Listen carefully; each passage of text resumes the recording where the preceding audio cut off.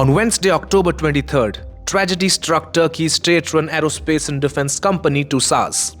A terrorist attack left 5 people dead and more than a dozen wounded. The 2 attackers, a man and a woman, were killed in the assault. While their identities are still being confirmed, Turkish authorities have pointed to the militant Kurdistan Workers Party or PKK as the likely perpetrators.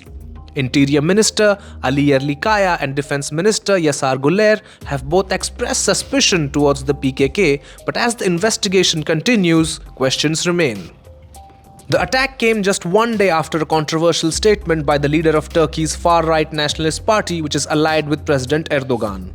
He suggested that Abdullah Öcalan, the PKK's imprisoned leader, could be granted parole if he renounces violence and dissolves the organization. But what is the PKK? And why has this conflict spanned decades? Founded in 1978 by Abdullah Öcalan, the PKK began as a Marxist-Leninist group aiming to secure greater political and cultural rights for Kurds in Turkey.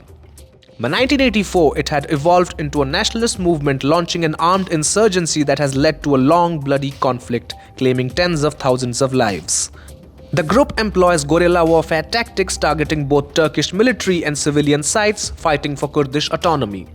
But to understand the roots of this violence, we need to explore the Turkey-Kurdish conflict.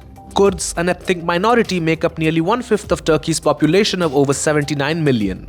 For much of the 20th century, they faced repression, Kurdish language and cultural expressions were banned, and their identity was systematically denied. This resulted in deep-seated resentment and a conflict born from decades of cultural suppression and demands for political rights. Tensions between the Turkish government and the Kurdish groups have only escalated over time. Under President Erdogan's regime, popular discontent has grown. The Gezi Park protests in 2013 and the failed coup attempt in 2016 reflect a country divided. This attack adds yet another chapter to an ongoing and unresolved conflict. As investigations continue and both sides stand firm, one thing remains clear: the road to peace is far from over.